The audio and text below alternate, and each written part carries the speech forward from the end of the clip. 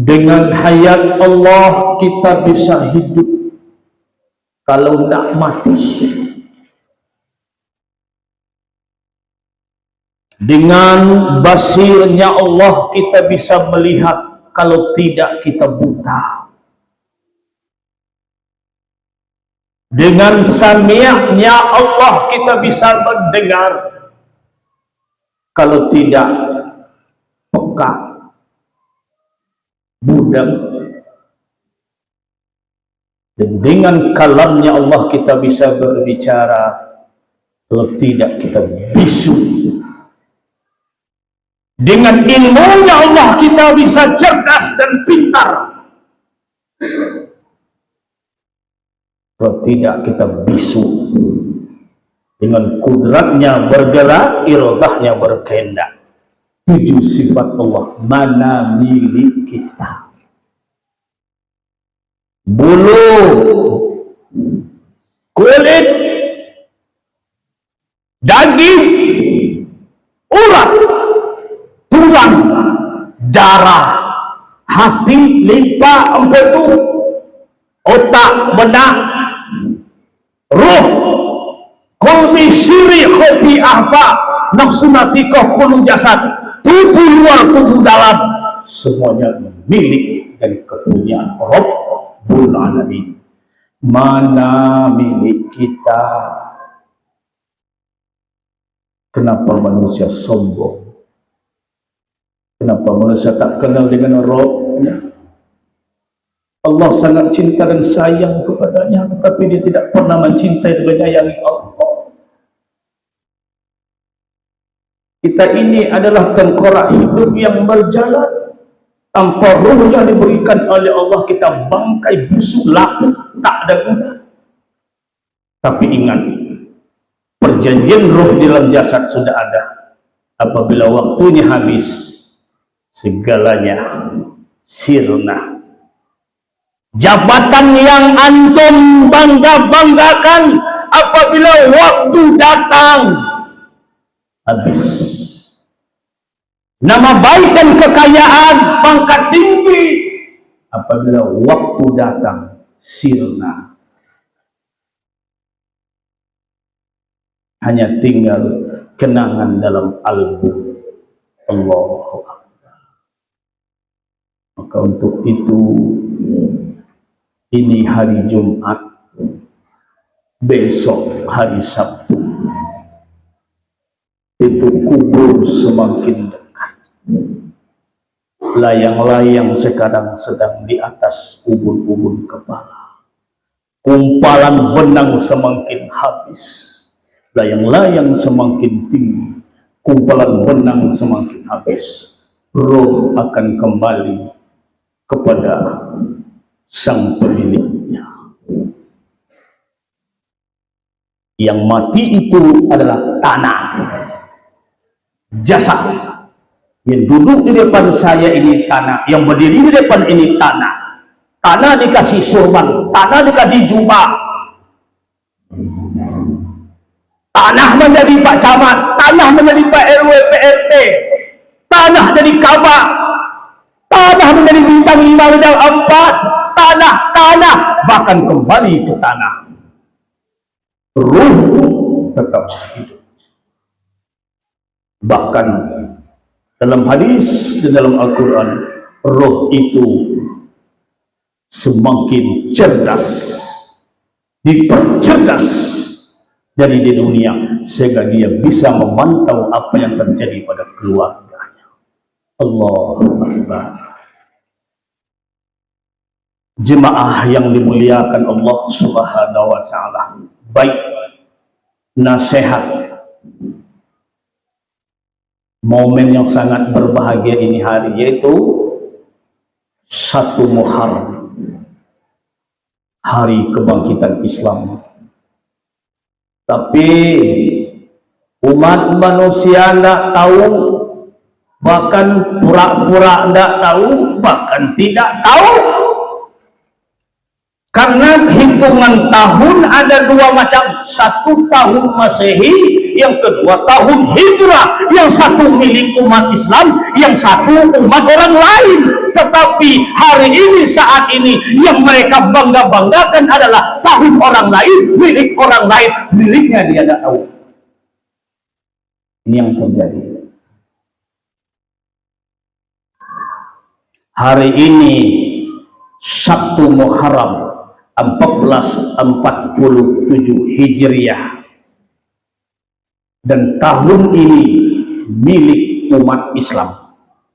Tanda pergantian tahunnya dikumandangkan azan maghrib.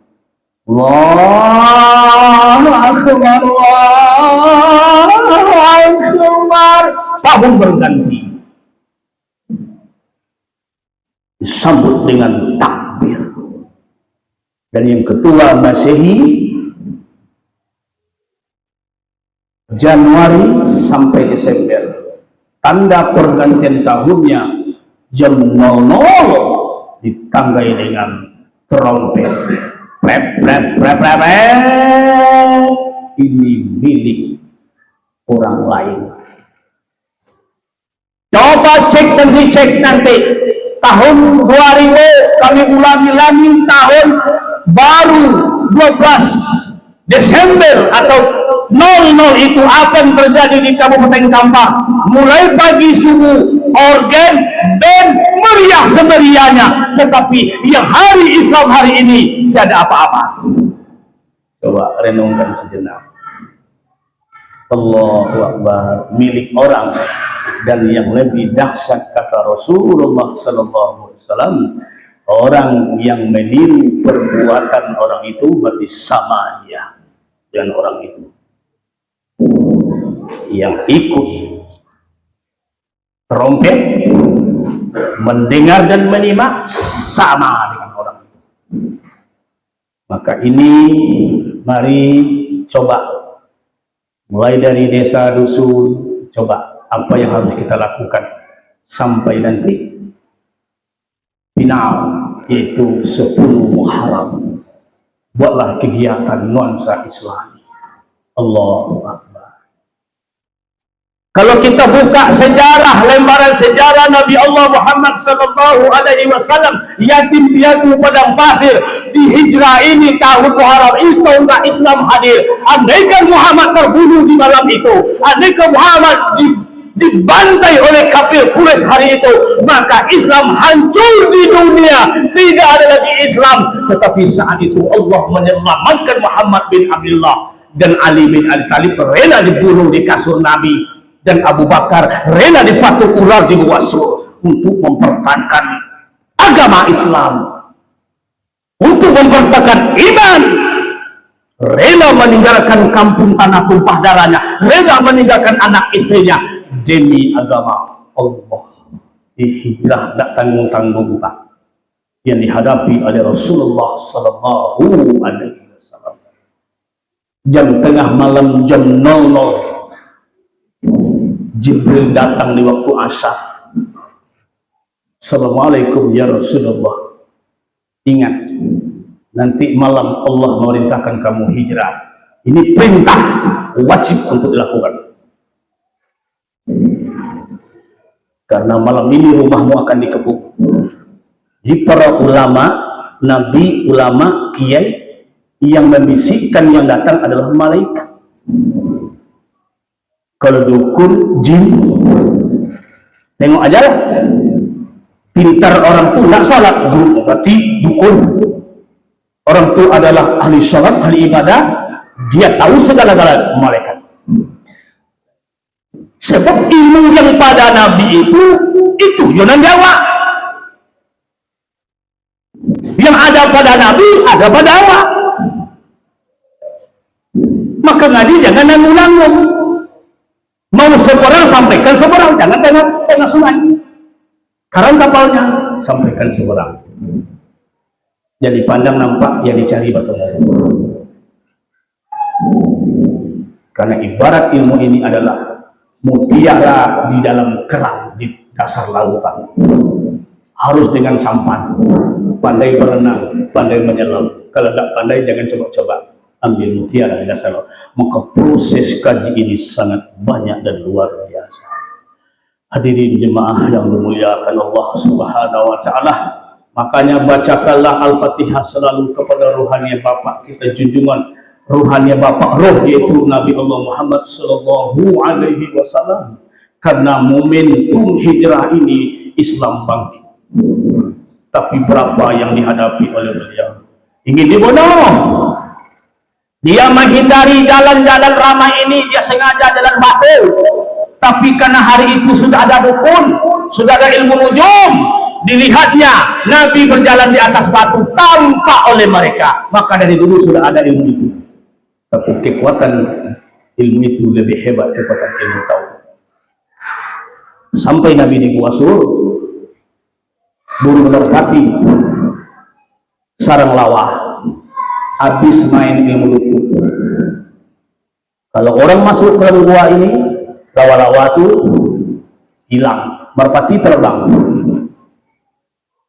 Dia ingin menipu Allah, tapi Allah menipu mereka. Di ilmu ambillah ilmu yang benar. Jangan dia ambil ilmu nak tonton ilmu tak paham. Makan kacang kereta, makan itu, payah mati, bukatok mati. Ambil ilmu Allah, ilmu suci, duduk di surau, duduk di masjid, berguru ilmu tauhid, agama tauhid, manusia tauhid, ilmu tauhid, insya Allah. Tauhid adalah ilmu mengesahkan Allah. Tiada yang hebat Allah, tiada yang berkuasa Allah. Sedetik pun tidak lalai mengurus makhluk, sedetik pun tidak lalai mengurus makhluk. Yang menciptakan langit tanpa tiang dan tanpa retak sedikit pun Allah Rabbul Jalil. Saudaraku jemaah yang dimuliakan Allah Subhanahu wa taala. Untuk itu sebuah amalan sunnah yang sungguh dilakukan, yang dianjurkan amalan bulan Muharram ini. Salah satu ada rahasia hadis Nabi, saya sampaikan di sini. Sebab di bulan Muharram ini ada kejadian dua macam. Ilmu baik, ilmu jahat masuk nih bulan ini. Tolong yang mati warga kita, Pak Camat, Pak RT, Pak RW yang meninggal di bulan Muharram, tolong dijaga-jaga kuburnya. Tolong dijaga kubur. Ingat itu kalau yang jauh-jauh.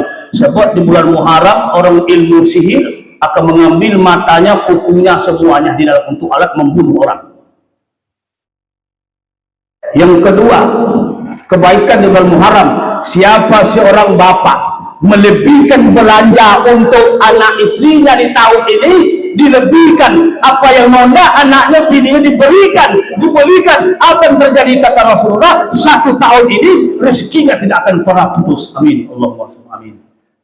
Cepat lakukan ini. Sudah saya berikan ini hadis ini kepada rekan-rekan semua seluruh Indonesia.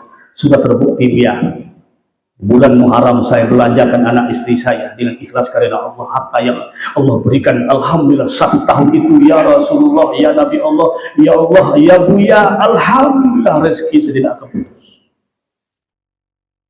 Makanya 10 Muharram itu hari Asyura, yang berpuasa dikikis dosanya 1 tahun.